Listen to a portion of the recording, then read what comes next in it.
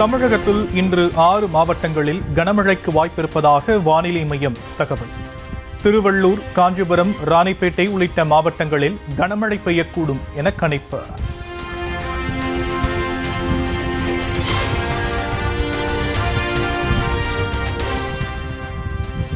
சென்னையில் நடைபெற்று வரும் உங்களுடன் ஸ்டாலின் முகாமில் முதலமைச்சர் மு.க. ஸ்டாலின் ஆய்வு. மனு அளிக்க வந்த பொதுமக்களை சந்தித்து ஏதேனும் குறை இருக்கிறதா என கேட்டறிந்த முதலமைச்சர்.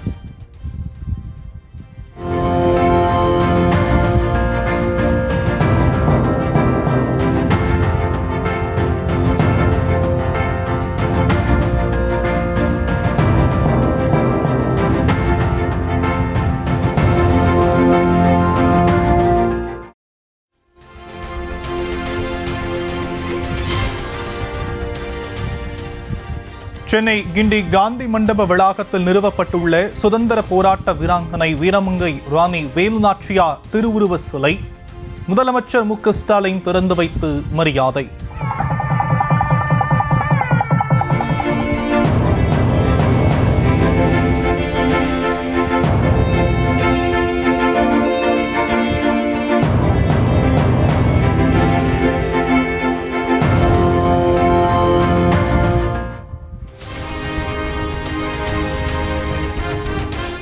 மக்களுக்கான வளர்ச்சித் திட்டங்களை அக்கறையுடன் தமிழக அரசு செயல்படுத்தி வருவதாக முதலமைச்சர் மு.க. ஸ்டாலின் பெருமிதம்.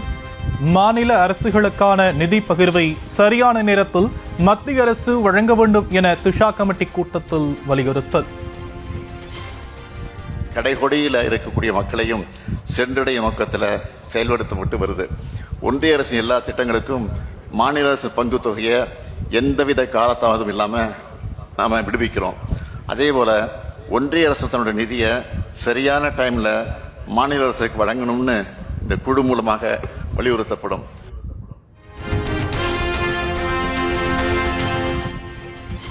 ராசிபுரம், சேந்தமங்கலம் சட்டமன்ற தொகுதிகளில் அதிமுக பொதுச் செயலாளர் எடப்பாடி பழனிசாமி இன்று பரப்புரை. மக்களை காப்போம், தமிழகத்தை மீட்போம் என்ற பெயரில் தேர்தல் சுற்றுப்பயணம்.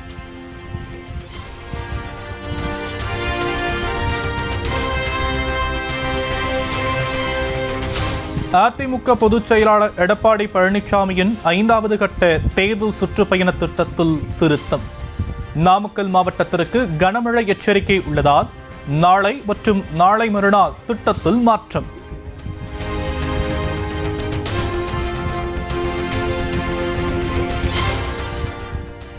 நாகை புத்தூர் அண்ணாசிலை சந்திப்பு பகுதியில் நாளை காலை 11 மணிக்கு தவேக தலைவர் விஜய் பிரச்சாரம்.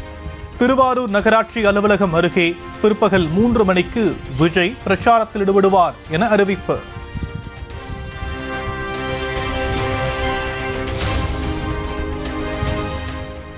சென்னை, கோவை மாநகராட்சி பணிகளுக்கு ஒப்பந்தங்கள் வழங்கியதில் 98 கோடி ரூபாய் முறைகேடு என லஞ்ச ஒழிப்புத்துறை வழக்கு. முன்னாள் அமைச்சர் SP வேலுமணி தொடர்புடைய டெண்டர் முறைகேடு வழக்கில் அக்டோபர் மாதம் 13ஆம் தேதி இறுதி விசாரணை.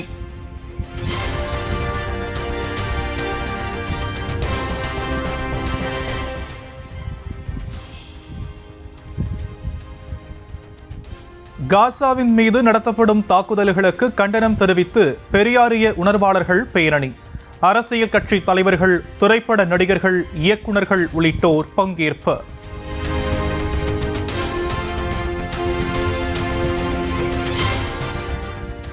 மயிலாடுதுறை மாவட்டம் அளக்குடி கிராமத்தில் கொள்ளிடம் ஆற்றின் குறுக்கே கதவணை கட்ட வலியுறுத்தல். கொள்ளிடம் ஆற்றில் இறங்கி பாமக தலைவர் அன்புமணி தலைமையில் பொதுமக்கள் ஆர்ப்பாட்டம்.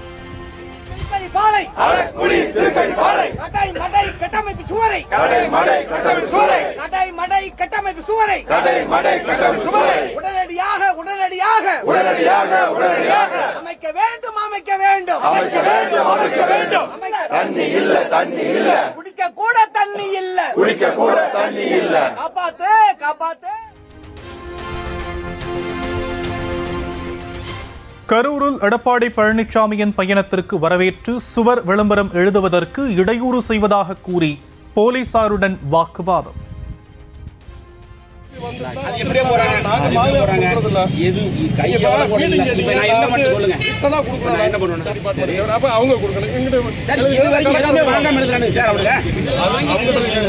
அவங்ககிட்ட கேளுங்க சார். 18 எதுக்கு எழுத சொன்னீங்க?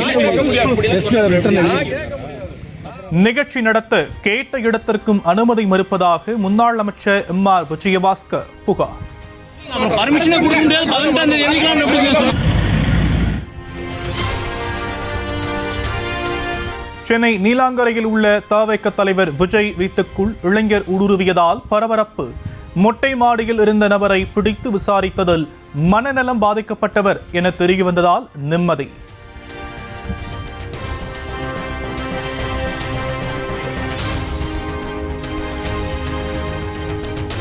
நீலாங்கரையில் உள்ள விஜய் வீட்டில் வெடிகுண்டு நிபுணர்கள் சோதனை. மர்ம நபர் ஊடுருவிய நிலையில் முன்னெச்சரிக்கை நடவடிக்கையாக ஆய்வு.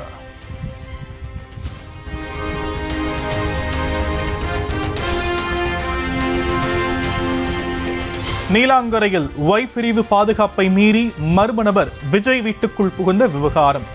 கூடுதல் பாதுகாப்பு வழங்குமாறு சென்னை காவல்துறையினரிடம் தமிழக வெற்றிக் கழகத்தினர் கோரிக்கை.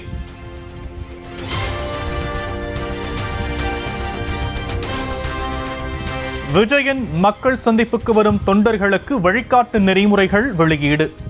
விஜய் வாகனத்தை பின்தொடரக்கூடாது, அனுமதியின்றி பேனர் வைக்கக்கூடாது என்பன உள்ளிட்ட 12 நெறிமுறைகளை வெளியிட்டது தவிக.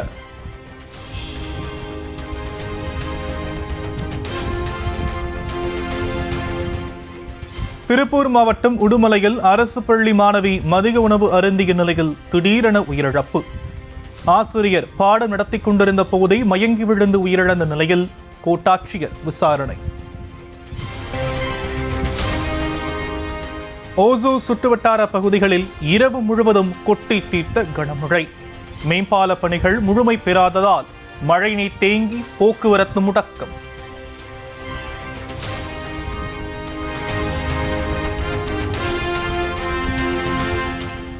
விழுப்புரத்தில் பெய்த கனமழையால் பேருந்து நிலையம் உள்ளிட்ட பகுதிகளை சூழ்ந்த வெள்ளம். நீரில் தத்தளித்தவாறு சென்ற பயணிகள் மற்றும் பேருந்துகள்.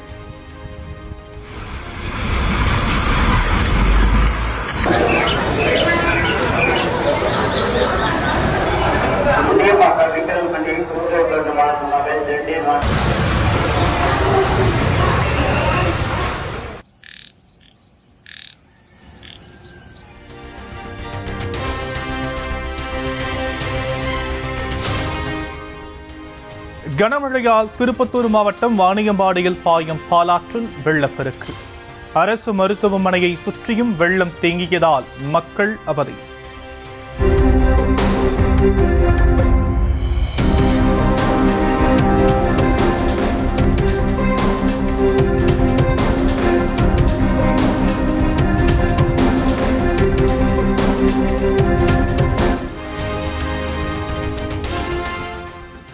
திருவாரூர் மாவட்டம் குடவாசல் அருகே கனமழையால் நீரில் மூழ்கிய நெற்பயிர்கள். அறுவடைக்கு தயாரான 500 ஏக்கர் பயிர்கள் சாய்ந்ததால் விவசாயிகள் வேதனை.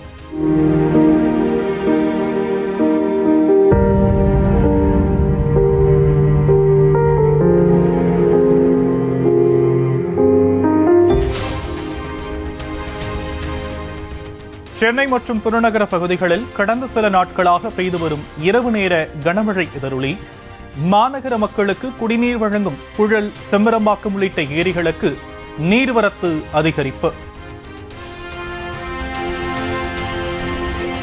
சாத்தனூர் அணையிலிருந்து தென்பெண்ணை ஆற்றில் 9 பிரதான மதகுகளில் 1500 கன அடி நீர் திறப்பு.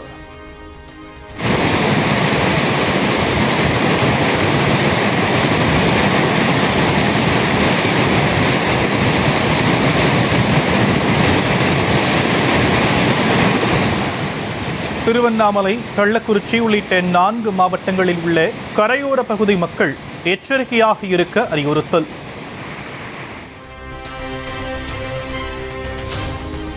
டெட் தேர்வு தொடர்பான உச்சநீதிமன்ற தீர்ப்பை நினைத்து ஆசிரியர்கள் பயப்பட தேவையில்லை. தமிழக அரசு சார்பில் மறுசீராய்வு மனு தாக்கல் செய்ய இருப்பதாக அமைச்சர் அன்பில் மகேஷ் பேட்டி. என்பது நம்முடைய அரசாங்கம் அந்த ரிவ்யூ பெட்டிஷன் போது. பட் எது எப்படியாக இருந்தாலும் ஒரு பக்கம் சட்ட ரீதியாக நாங்கள் போராடுகிறோம் என்று சொன்னாலும் இன்னொரு பக்கம் நம்முடைய டீச்சர்ஸ் யாரும் பயப்பட தேவையில்லை. ஒட்டுமொத்தமாக உங்களை பாதுகாக்க வேண்டிய மிகப்பெரிய பொறுப்பு நம்முடைய தமிழ்நாட்டு முதலமைச்சர் இருக்குது. கண்டிப்பா ஒருத்தரை கூட கைவிடாமல் அனைவரையும் பாதுகாக்கின்ற பணியை நாங்கள் செய்வோம்.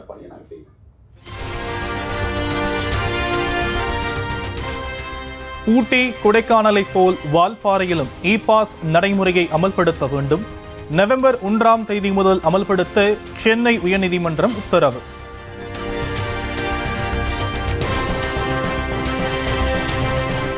நியோமேக்ஸ் நிறுவனத்தால் ஏமாற்றப்பட்டது குறித்து அக்டோபர் 8ஆம் தேதிக்குள் புகார் அளிப்பவர்களுக்கு மட்டுமே இழப்பீடு பெற்றுத்தரப்படும் என நீதிபதி உத்தரவு.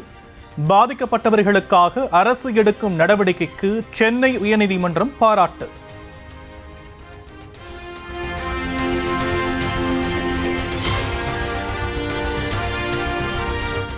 தன்னை சர்வதேச கைக்கூலி ரேஞ்சுக்கு பேசுவது ஏன் என வீடியோ வெளியிட்டு KPY பாலா வேதனை. நான் சம்பாதித்த சொந்த பணத்தில்தான் உதவிகளை செய்து வருவதாகவும் தாம் சர்வதேச கைக்கூலி அல்ல தினக்கூலி எனவும் விளக்கம். அதை வச்சுக்கு நீ எக்ஸ்போஸ்டு முகத்திரை கிழிஞ்சது அதுலேயும் ஒருத்தர் போட்டிருக்காரு சர்வதேச கைக்கூலியா. ஐயா நான் தினக்கூலி, அது கூட பரவாயில்ல. இந்த ஹாஸ்பிட்டல் இவன் கட்டுறான், எப்படி இவனுக்கு உள்ள காசு? ஏங்க நான் ஈவென்ட் போகிறேன், நான் ஆங்கரிங் பண்ணுறேன், நான் படம் நடிக்கிறேன், ஆட் ஷூட் பண்ணுறேன், அதை தாண்டி நான் ஃபாரின் ஈவெண்ட்ஸ் போகிறேன். இதுலேயும் இவருக்கு ஃபாரின்லேருந்து யாரோ காசு தராங்க. யாருங்க காசு தருவா அந்த காலத்தில்? என்கிட்ட ட்ரஸ்ட் கிடையாது, என்கிட்ட எந்த விதமான க்ரௌண்ட் பண்ணி ஆக்டிவிட்டிஸ் பண்ணுற எதுவுமே கிடையாது. நான் சொந்தமாக சம்பாதிக்கிறத மட்டும்தான், நான் டே நைட்டாக ஓடி சம்பாதிக்கிறதா பண்ணுறேன்.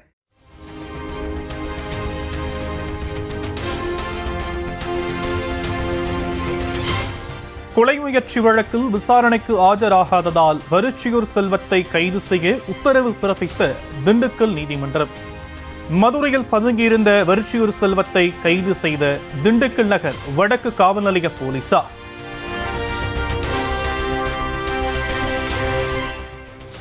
சேலம் மாவட்டம் ஏற்காட்டில் மாடு முட்டியதில் 65 வயது முதியவர் உயிரிழந்ததால் பொதுமக்கள் கொந்தளிப்பு. மாட்டை பிடித்து அரசு அலுவலகத்தில் அடைத்து வைத்ததுடன் சாலை மறியலில் ஈடுபட்டதால் போக்குவரத்து பாதிப்பு.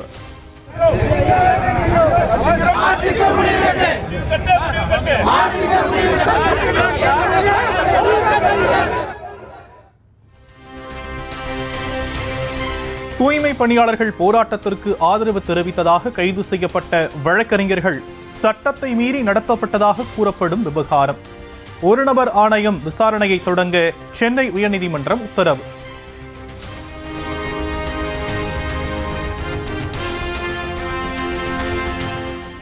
சென்னை ஆட்சியர் அலுவலகம் அருகே அமைந்துள்ள சுங்க இலாக்கா அலுவலகத்திற்கு வெடிகுண்டு மிரட்டல். தொலைபேசி வாயிலாக மிரட்டல் விடுக்கப்பட்டதால் அலறியடித்துக் கொண்டு வெளியே ஓடி வந்த அலுவலர்கள்.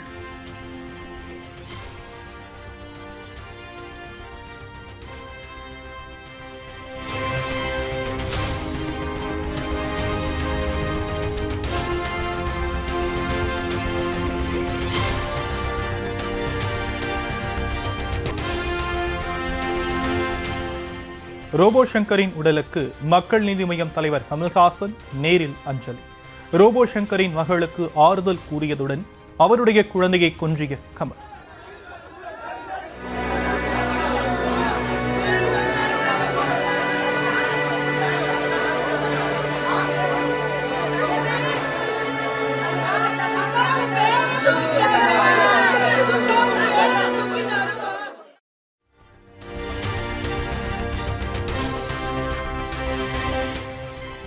நகைச்சுவை உணர்வால் சின்னத்திரை முதல் வெள்ளித்திரை வரை தனக்கென தனி இடத்தை உருவாக்கி கொண்டவர் ரோபோ சங்கர் என தவிக தலைவர் விஜய் புகழாரம்.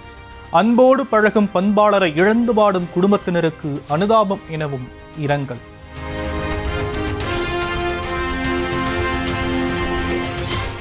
மறைந்த நடிகர் ரோபோ சங்கர் உடலுக்கு நடிகர் சிவகார்த்திகேயன், சூரி ஆகியோர் நேரில் அஞ்சலி. தொலைக்காட்சியில் வேலை செய்த காலத்திலிருந்து நட்புடன் பழகியவரின் குடும்பத்தினருக்கு ஆறுதல்.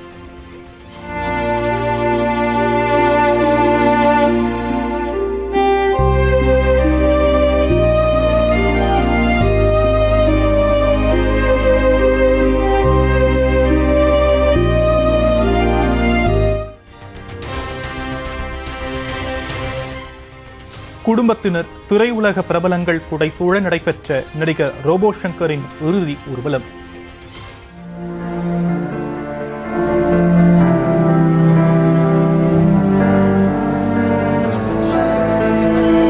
இறுதிச் சடங்குகளுக்கு பின் வளசரவாக்கத்தில் உள்ள மயானத்தில் உடல் தகனம்.